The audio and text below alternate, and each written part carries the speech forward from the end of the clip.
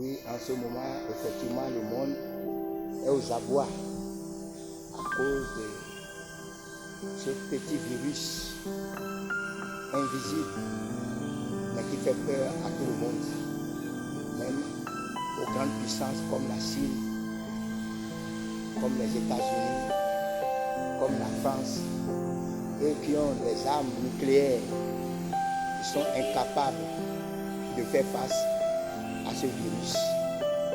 Mais permets-moi de te dire qu'il y a toujours une différence entre le monde et ceux qui se confient en l'Éternel.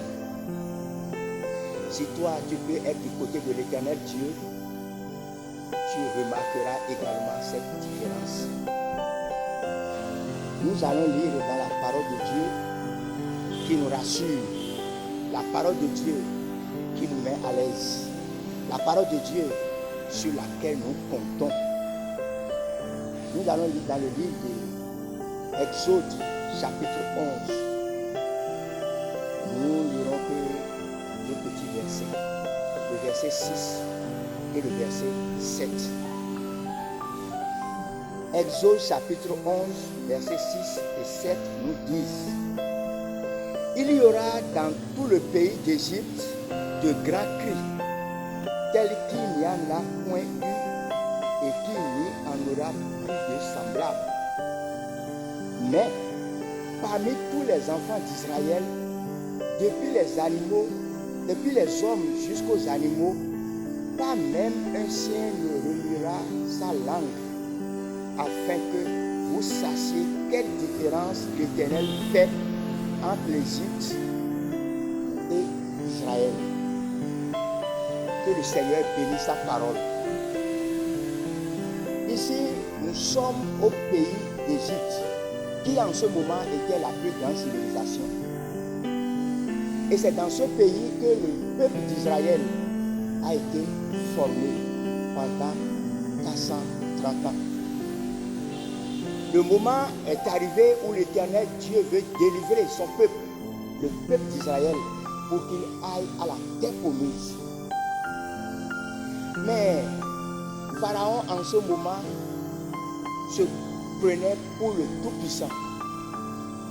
Et il voulait toujours garder captif, esclave, le peuple d'Israël afin de les exploiter. Et Dieu a décidé de délivrer son peuple. C'est pourquoi Dieu a déployé 10 plaies pour frapper l'Égypte. De même, à l'heure où nous sommes, le retour de Jésus est proche. Jésus reviendra chercher les siens afin que nous allions au ciel, au paradis, ce lieu de repos, ce lieu où nous serons en paix et en joie à tout moment. Mais Dieu exercera d'abord son jugement sur le monde, comme il a fait en Égypte. Comme je le disais, 9 premières plaies ont frappé les Égyptiens, frappé leurs idoles, frappé leur puissance, frappé leur force, frappé tout ce sur quoi ils comptaient. Et c'est la dernière plaie qui reste maintenant. Et pour cette dernière plaie, Dieu a donné des consignes fermes à son peuple, qui consistera à prendre un agneau, à l'immoler, et avec son sang, les portes et linteaux étaient badigeonnés. Et tous ceux qui seraient sous ce sang seraient protégés. Même les Égyptiens qui obéiront à cette consigne seront protégés. C'est ce que le peuple d'Israël a fait. Et effectivement, dans la nuit tardive, lorsque Dieu a envoyé son ange destructeur, il sautait par-dessus toutes les maisons marquées du sang de l'agneau. Et comme le Seigneur le dit ici, il y a de grands cris dans le camp, dans les maisons des Égyptiens. Je voudrais te relire le passage. Il y aura dans tout le pays d'Égypte de grands cris, tels qu'il n'y en a point eu et qu'il n'y en aura plus de semblable. Oui, il semble que ce virus avait existé il y a longtemps, mais n'a pas frappé tel que cela se passe aujourd'hui. Oui, parce que c'est le jugement de l'Éternel. Et ça frappe dans les maisons des puissants. C'est pourquoi il y a eu de grands cris dans les maisons des Égyptiens. Tous les premiers-nés étaient frappés. Que ce soit les hommes, que ce soit les animaux, tous les premiers-nés étaient frappés. Ils mouraient tous. Et il y avait de cris. C'est le roi, c'est les officiers, c'est même les autres esclaves. Dieu frappait. Mais Dieu a marqué une différence entre l'Égypte et les Israélites. L'Égypte symbolise le monde. L'Égypte, c'est ceux qui comptent sur leur puissance, ceux qui comptent sur leur force, ceux qui ne veulent pas servir l'Éternel Dieu. C'est eux qui sont symbolisés par l'Égypte. Mais les Israélites, c'est ceux qui ont foi en Jésus-Christ, ceux qui ont voulu se réfugier sous le sang précieux de Jésus, ceux-là qui se prennent comme des faibles, mais qui sont venus se cacher sous le rocher des âges, Jésus-Christ. C'est pourquoi, au verset 7, nous lisons clairement, mais c'est pour marquer la différence. Parmi tous les enfants d'Israël, depuis les hommes jusqu'aux animaux, pas même un chien ne remuera sa langue, afin que vous sachiez quelle différence l'Éternel fait entre l'Égypte et Israël. Oui, parce que ceux-là qui sont sous le sang, il y avait tranquillité.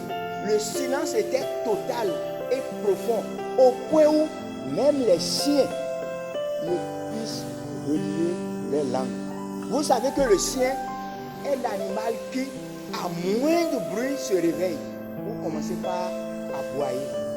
Mais, cette fois-ci, tous les chiens qui étaient dans la maison des Israélites, des Juifs, des enfants de Dieu, la tranquillité, la paix était totale.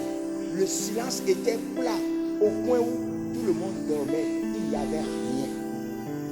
Oui, c'est seul l'Éternel Dieu qui marque cette différence. Si tu veux, toi aussi, avoir cette différence, viens te réfugier sous le sang précieux de Jésus. Car en Égypte, seuls ceux qui étaient dans les maisons marquées du sang de l'agneau étaient protégés. C'était seulement dans leur maison qu'il y avait tranquillité, il y avait assurance, il y avait paix, silence total. Et tout le monde dormait profondément, sans crainte. Mon frère, ma soeur, viens à Jésus. En ce moment où tout le monde tremble, seul le sang de Jésus peut te sauver, peut te protéger, peut te préserver. Je vais te montrer également la différence qui se fait entre ceux qui servent Dieu et ceux qui refusent de le faire. Cette différence, nous la verrons dans le dernier livre de l'Ancien Testament, Malachie, ou l'avant-dernier livre de l'Ancien Testament. C'est Malachie, chapitre 3, verset 18. Malachie, chapitre 3, verset 18, qui dit: et vous verrez de nouveau la différence entre le juste et le méchant, entre celui qui sert Dieu et celui qui ne le sert pas. Aujourd'hui, les hommes ont refusé de servir Dieu. Ils se servent. Ils servent leurs intérêts. Ils servent la science. Ils servent en tout cas leurs désirs, ce qu'ils pensent être bon. Sauf ils ne veulent pas servir Dieu. Mais Dieu fait toujours la différence entre celui qui sert Dieu et celui qui ne le sert pas. Ici, la différence est nette entre le juste. Qui appelle-t-on le juste? Nous sommes tous pécheurs. Et nous sommes tous privés de la gloire de Dieu.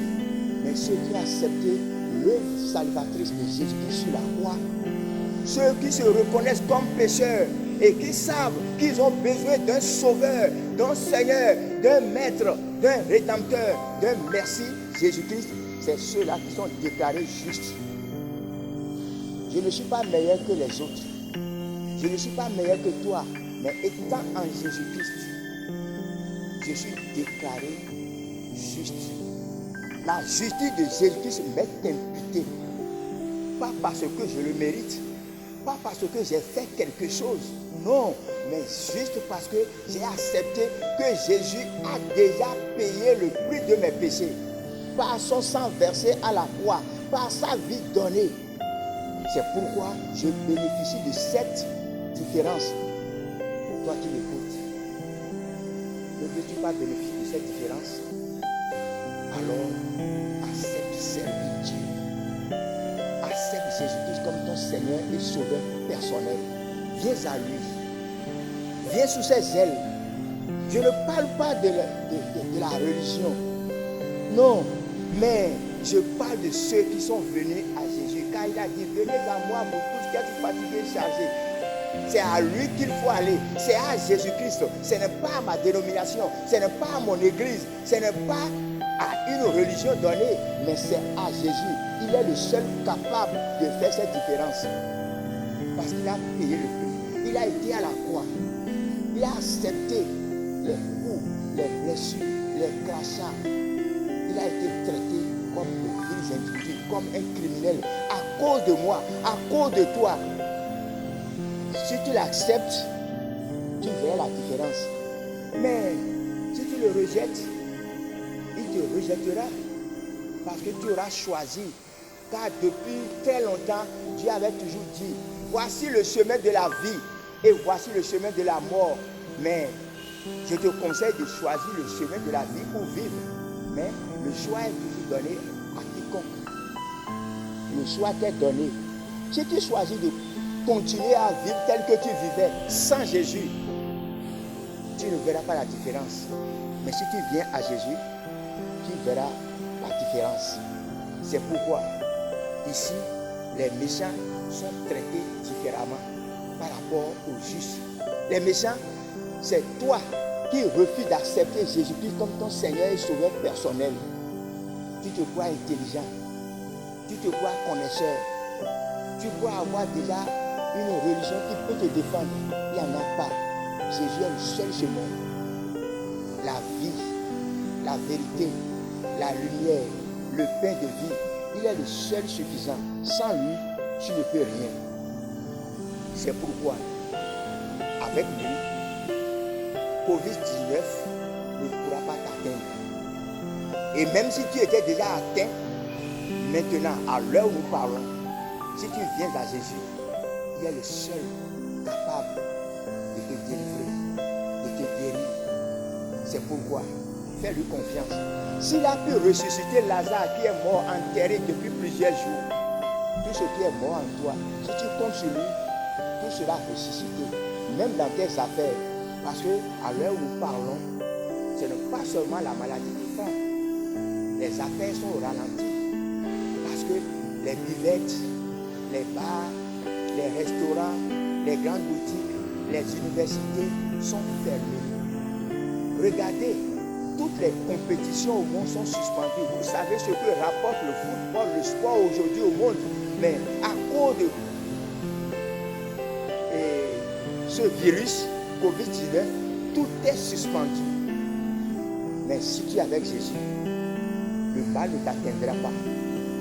Il te rachète et il paiera tes affaires d'une manière ou d'une autre. Parce que quand une porte se ferme pour Dieu, en ce moment, une nouvelle s'ouvre. C'est pourquoi je veux juste que tu te confies à l'Éternel Dieu.